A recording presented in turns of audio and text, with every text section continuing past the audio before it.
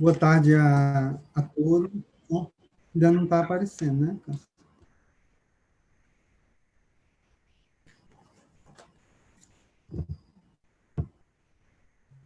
Já estou vendo o Paulo.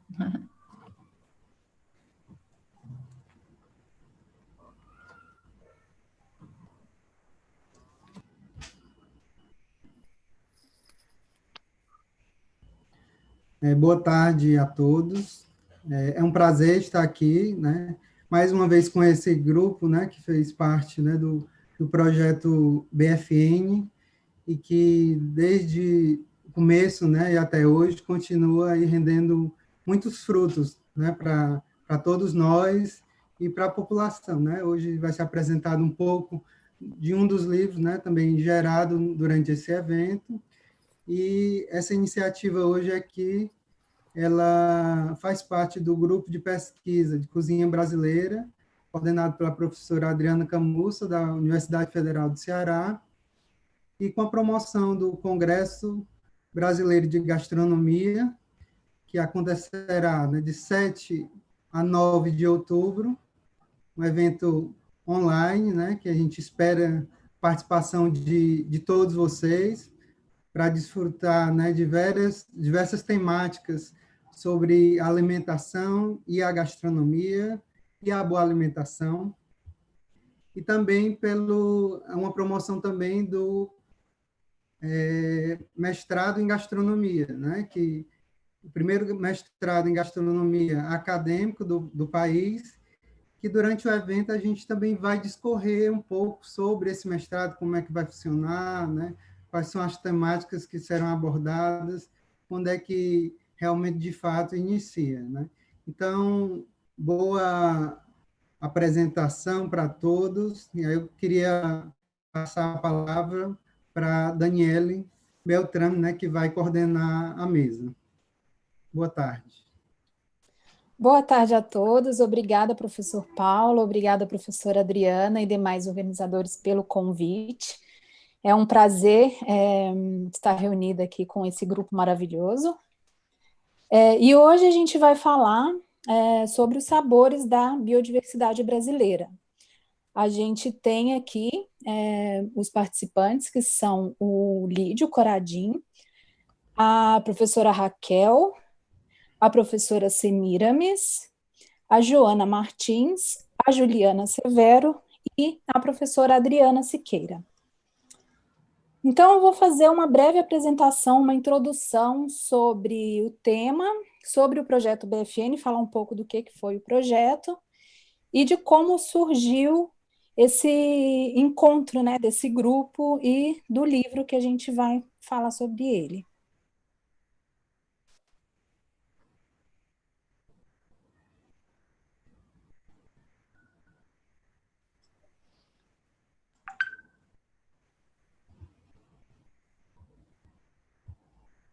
Bom, então, o livro Biodiversidade Brasileira, Sabores e Aromas, ele foi construído por esse grupo de parceiros do projeto BFN, Biodiversidade para Alimentação e Nutrição, e ele está disponível gratuitamente para download no site do Ministério do Meio Ambiente.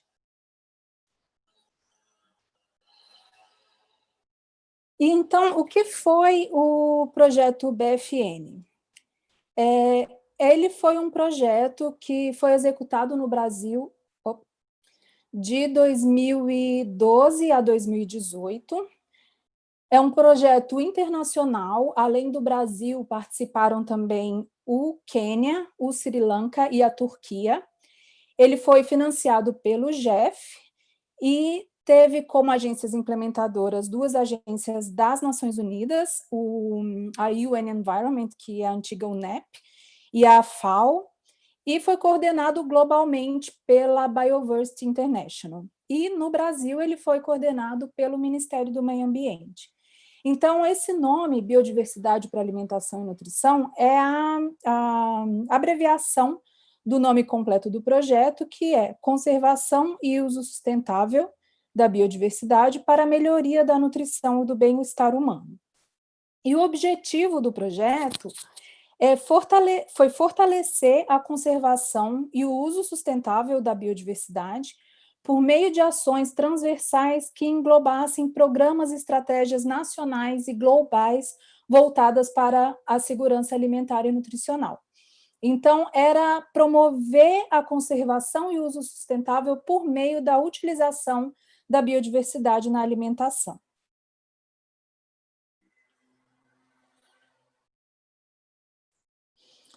E o projeto ele era organizado em 3 pilares, 3 componentes técnicos, sendo o primeiro a base de conhecimentos. Então, o objetivo desse componente era aumentar a base de conhecimentos que a gente tem sobre a biodiversidade voltada para alimentação e nutrição. O componente 2, que foi executado por meio de parcerias com diversos ministérios e outros órgãos do governo federal, que era um componente de estrutura política e regulatória. Então, o que o projeto fez foi permear diversas políticas públicas que estavam já em andamento ou sendo elaboradas para a inserção dessa temática da biodiversidade para a alimentação.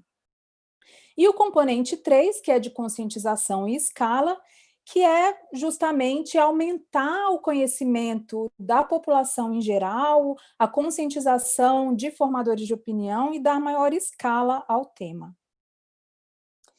E no componente 1 e no componente 3 que se encaixa o livro Biodiversidade Brasileira, Sabores e Aromas. E esse livro ele contém mais de 300 receitas feitas com ingredientes da biodiversidade brasileira. E o que foi interessante a gente observar durante a construção do livro é que a maioria das espécies selecionadas são todas espécies nativas do Brasil, que foram selecionadas com base no inventário do Plantas para o Futuro, que é uma iniciativa que o Lídio vai falar melhor para a gente, explicar um pouco mais. E são todas plantas nativas e, em sua maioria, são frutos nativos. E a gente tende a associar os frutos com preparações doces, geleias, sobremesas. E foi interessante observar que, na construção do livro, tem uma grande quantidade de preparações salgadas. Então, os pesquisadores e gastrônomos realmente se desdobraram para conhecer, entender o sabor, harmonizar, e conseguiram fazer uma coisa fantástica, e enfim, as receitas são maravilhosas. E esse livro veio, então, cobrir algumas lacunas que a gente tinha, tanto para a gastronomia, né, mais, digamos, voltada para a população em geral, em restaurantes, mesmo em casa, quanto também a preparação de receitas para políticas públicas, como alimentação escolar. Então, existem diversos níveis de dificuldade de preparações, mais simples, mais difíceis, e salgadas, doces, bebidas, uma diversidade muito grande de preparações que podem ser aplicadas de diferentes maneiras. Bom, e só para falar um pouquinho mais do projeto BFN, um outro produto do projeto que está disponível também gratuitamente é o banco de dados de composição de alimentos e de receitas. Muitas das receitas do livro estão disponíveis aqui no banco de dados também, e esse banco de dados ele traz a composição nutricional de mais de 180 alimentos da biodiversidade brasileira. Então, você pode pesquisar pelo nome da receita, nome do alimento, e ele traz, aqui tem um exemplo do cupuaçu, a polpa do cupuaçu, ele traz toda a composição nutricional.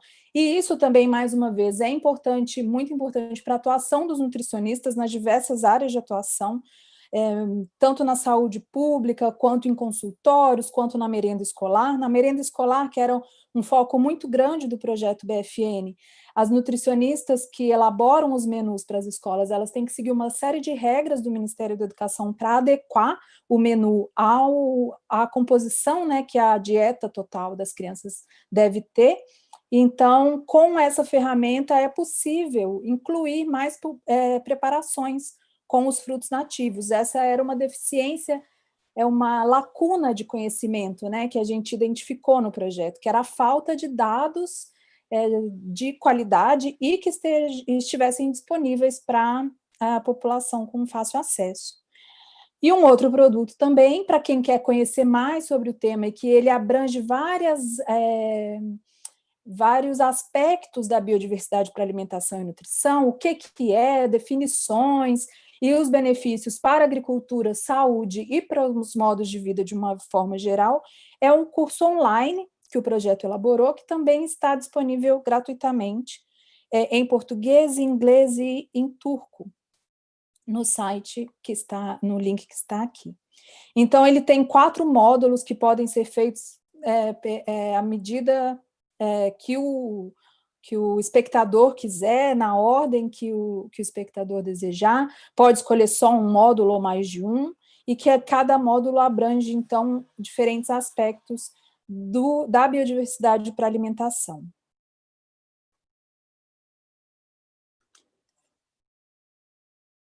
Bom, então era isso. Eu tenho certeza que os palestrantes vão falar bastante, então, dos demais aspectos da criação do livro e como foi feito todo esse trabalho.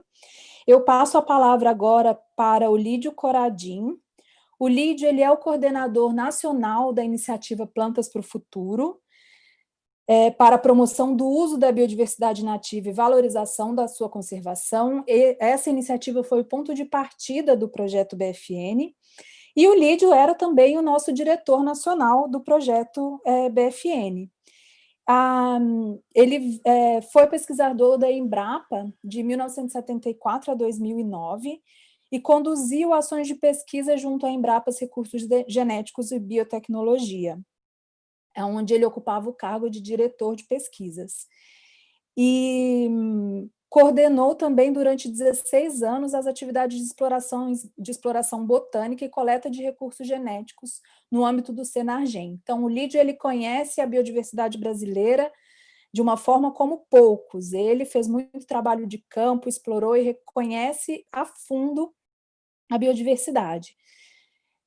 Participou como membro de delegações em diversas fases de negociação da Convenção das Nações Unidas sobre Diversidade Biológica, incluindo a já legendária Rio 92.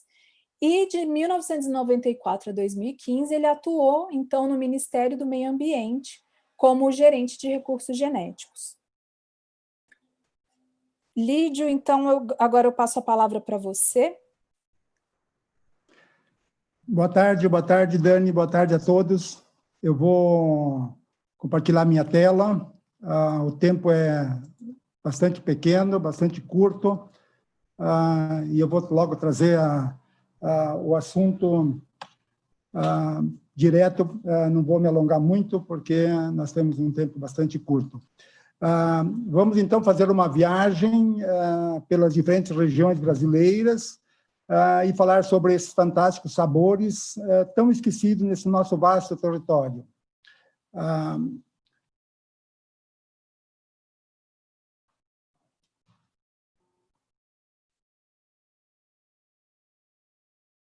Só um segundo aí.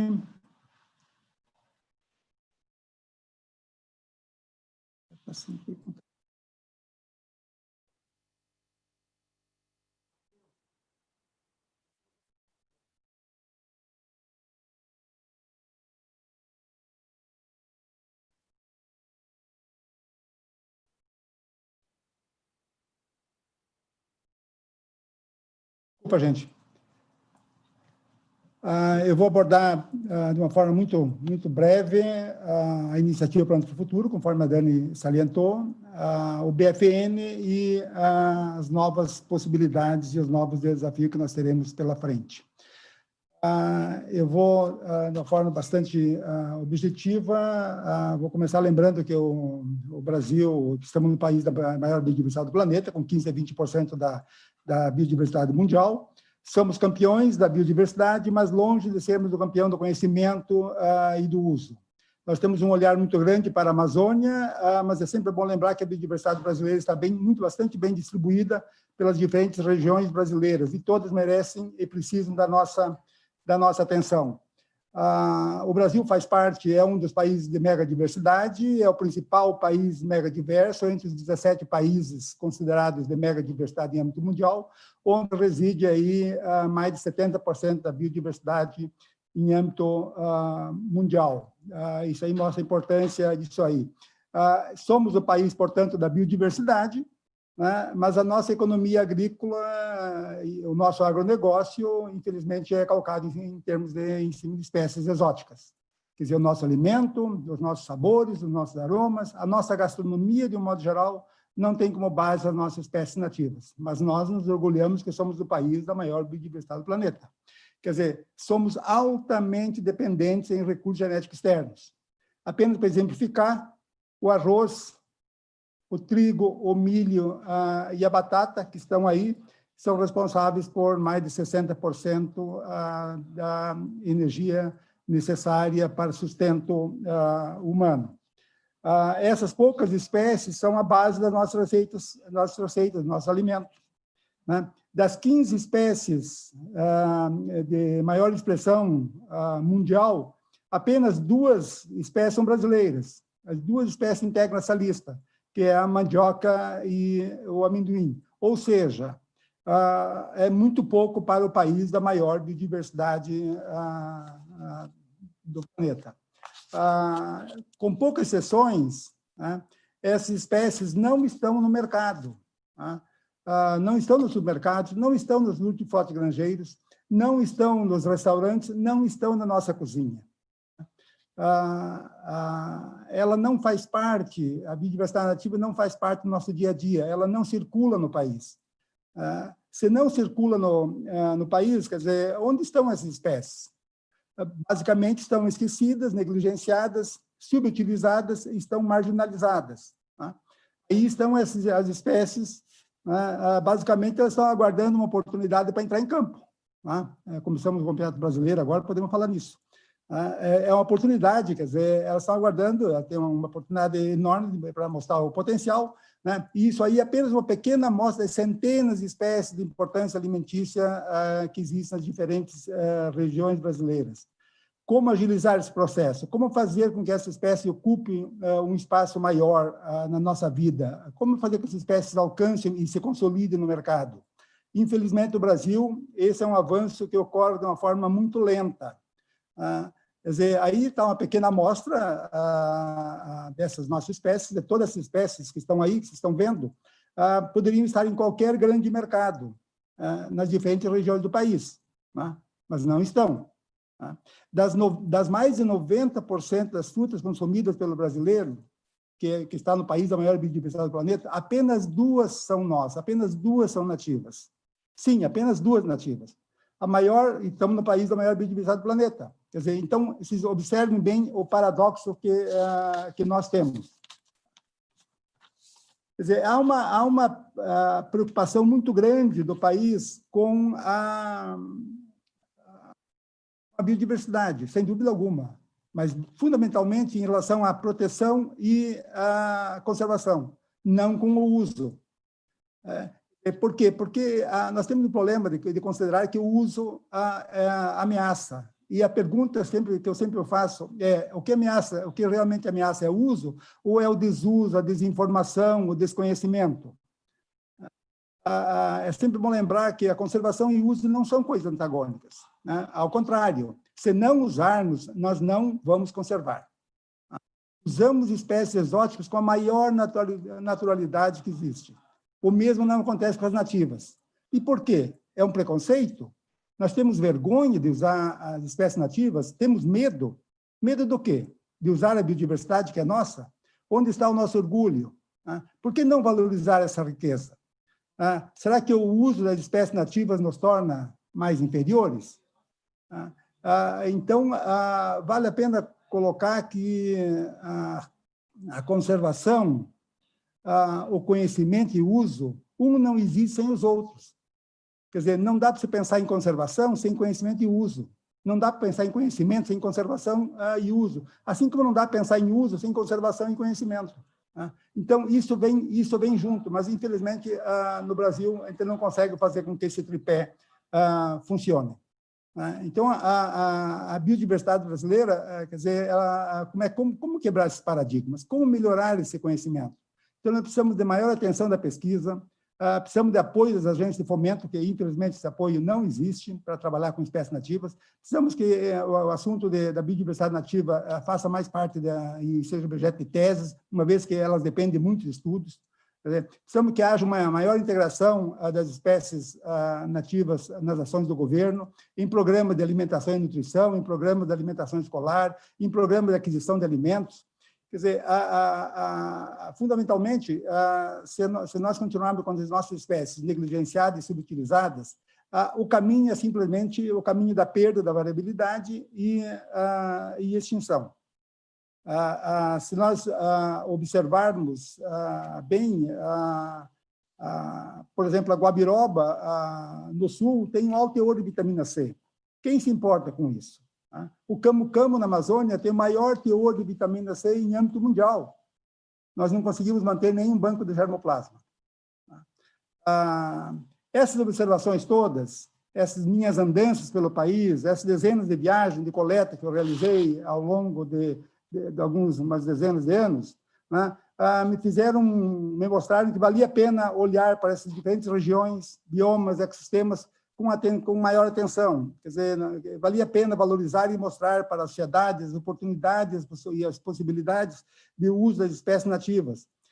Eu considero sempre que o brasileiro tem o direito de experimentar e degustar a biodiversidade nativa. É uma enorme oportunidade que nós temos de tornar a nossa comida mais variada, mais interessante e mais saudável. E aí, nós, no final da década de 90, começo dos anos 2000, eu lancei a ideia lancei uma semente, na verdade, caiu em terreno fértil e criamos essa iniciativa Plantas para o Futuro, que veio com o objetivo de valorizar e promover a biodiversidade nativa, verificar o uso atual ou potencial e o conhecimento existente, avançar com ações de pesquisa sobre cada espécie priorizada, agregar valor e melhorar a percepção sobre o potencial de cada espécie, dar maior visibilidade a essa riqueza nativa, que infelizmente não tem, e priorizar as espécies com melhores condições de chegada ao cultivo. Então, o Plano para o Futuro, todas as espécies que nós priorizamos, elas têm como objeto, e a gente priorizou elas com o objetivo de que, em algum momento, elas tenham condições de chegar a um cultivo, se forem apoiadas, obviamente. Então, para resumir, nós temos um biorrecurso fantástico que pode movimentar e deve e precisa, e a única forma de movimentar a bioeconomia. O que precisa é que o brasileiro acredite nisso. A segurança alimentar, a sustentabilidade não vão ser alcançadas se nós não diversificarmos o nosso portfólio. Há uma expectativa de mudança, de mudarmos esse cenário. Inúmeras instituições e dezenas de atores foram envolvidos em cada região nesse processo do Plantas para o Futuro, o que nos permitiu realizar um trabalho de enorme envergadura. Em 2011, nós publicamos o livro relativo à região sul, que tornou-se uma referência para a região e para o país, com 154 espécies priorizadas. Em 2016, lançamos o livro relativo ao Centro-Oeste, que foi igualmente um sucesso, com 177 espécies priorizadas. Em 2018, nós lançamos eletronicamente o livro relativo à região Nordeste, também com 154 espécies. Aí está o livro que não está ainda disponível, mas está prontinho, está dentro do forno, só aguardando a liberação para ser disponibilizada para a sociedade brasileira. São 1.448 páginas, só para você ter uma ideia do volume de informações que tem, que está vindo aí da região amazônica, que poderá ser um trunfo fantástico para o Conselho Nacional de Amazônia, que foi criado recentemente. E, por fim, em 2021, nós vamos lançar, então, o último livro, que se refere ao livro da região sudeste. E com esse livro nós finalizaremos a série, então, Plantas para o Futuro. Foi um longo caminho percorrido, vencemos muitos desafios. Em 20 anos, muitas das espécies que nós priorizamos e consideramos como plantas do futuro lá atrás já estão dando seus primeiros passos, mas temos ainda uma longa caminhada pela frente para fazermos com que as espécies nativas encontrem seu espaço e sejam vistas com outros olhos pela população brasileira. Aí estão, então, os 5 livros que nós vamos completar, então a série. Esses 5 livros, então, trazem a matéria-prima para novos empreendimentos, traz novo capital, novos insumos para alimentar novos voos dos chefes, gastrônomos, nutricionistas. Temos, então, uma excelente oportunidade para a nossa gastronomia se reinventar, criar novos e variados pratos com matéria-prima nativa. Eu lembro sempre que a gastronomia peruana, hoje reconhecida mundialmente, colocou como foco simplesmente o trabalho em cima de espécies nativas e se reinventou. O Brasil também tem esse diferencial, o maior de todos. Por que não usar? Precisamos ser mais ousados, precisamos trilhar novos caminhos.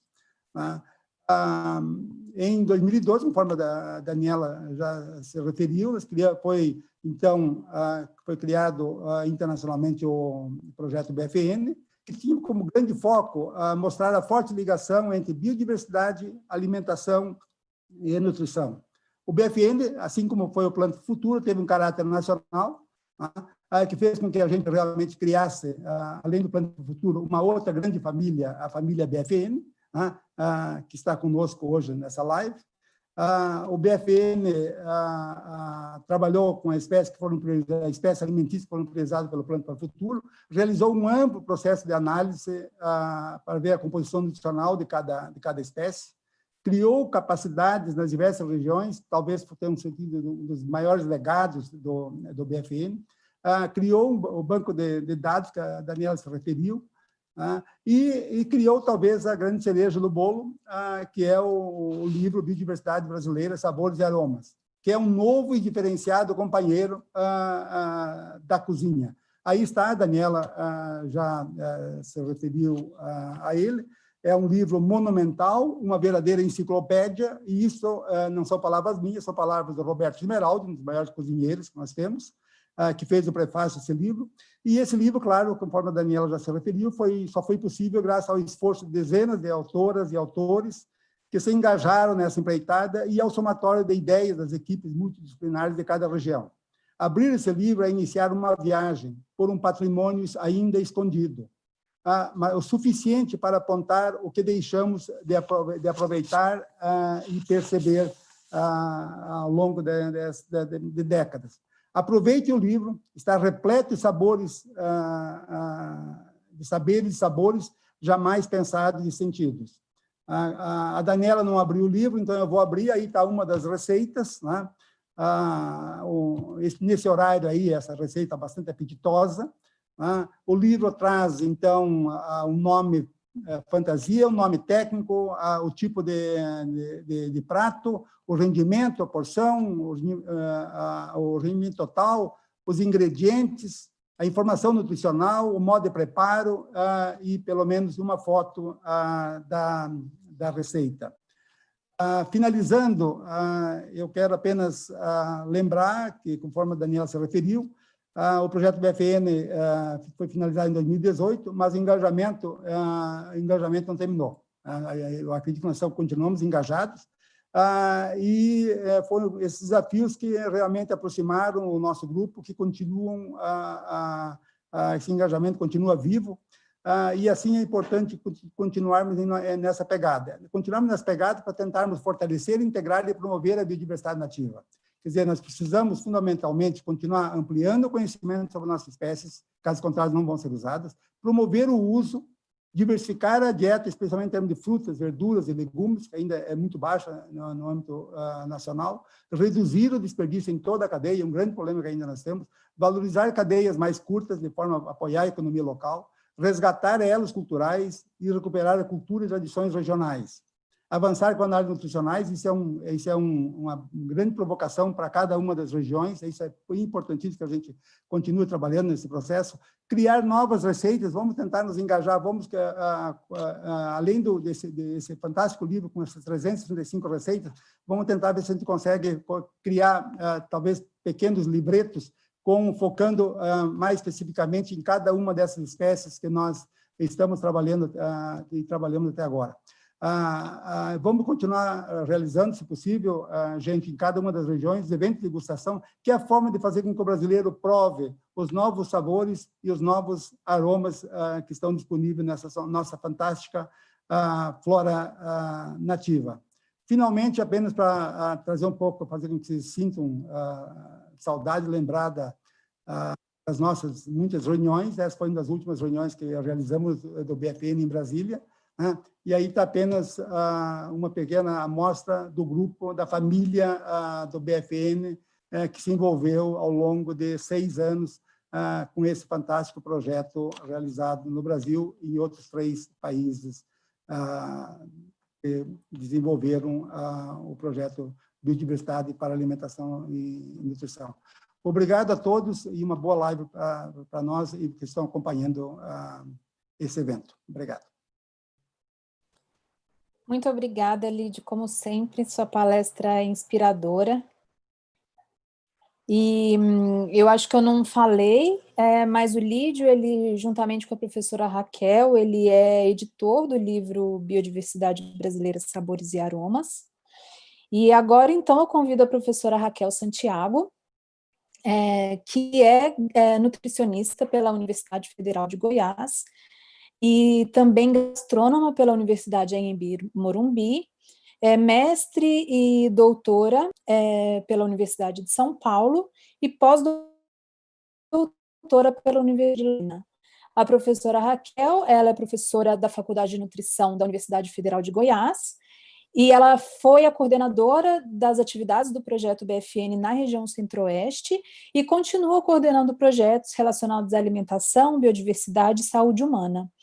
E atualmente ela coordena o Centro de Ciências Culinárias da FANUT, é membro efetivo do Brasil de Alimentos e tem ciência também nas áreas de dietética, ciência culinária, ciência dos alimentos, desenvolvimento de produtos, biodiversidade brasileira, uso de subprodutos para alimentação e nutrição, e faz parte do grupo de estudos em saúde planetária do Instituto de Estudos Avançados da USP. Obrigada pela apresentação, né? E eu queria também agradecer ao convite da Universidade do Ceará, no nome da professora Adriana, para trazer uma conversa tão importante, né? Que é essa conversa sobre os sabores brasileiros. E como você colocou, o Lídio sempre nos traz pontos muito inspiradores para conversar sobre esse tema. Mas, em paralelo a isso, nós temos uma questão que ocorre, né, hoje no Brasil. Eu não sei, eu pedi aqui um compartilhamento de tela. Você está acompanhando aí, Dani? Se ela... Sim, a gente está vendo essa tela. Tá. E então ele traz um problema e uma reflexão muito importante, né? Como você colocou aí, como membro do Saúde Planetária, a gente tem discutido muito essa questão de perda da diversidade, né? Em diversidade genética, diversidade em plantas, diversidade em animais, e em que o planeta ele não está conseguindo se recuperar muitas vezes, ou não está conseguindo ter resistência suficiente, dado o tanto de fatores intervenientes que tem em relação a essa diversidade biológica, e isso acaba, então, comprometendo a segurança alimentar e nutricional de alguma forma.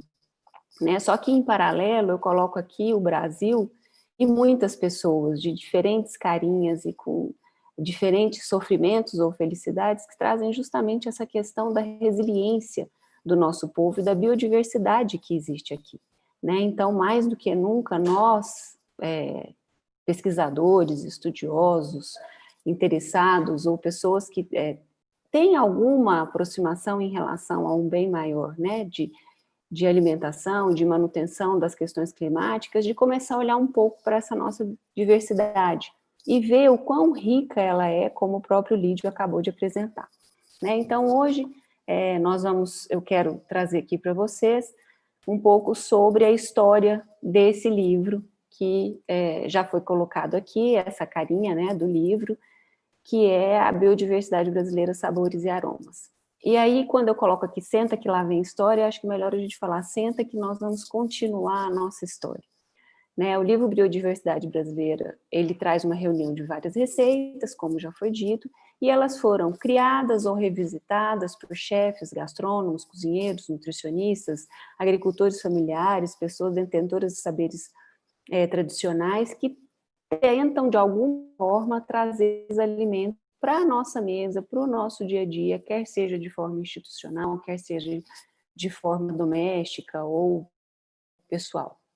Né? E como que nós chegamos, nós, o UFG, chegamos até esse projeto?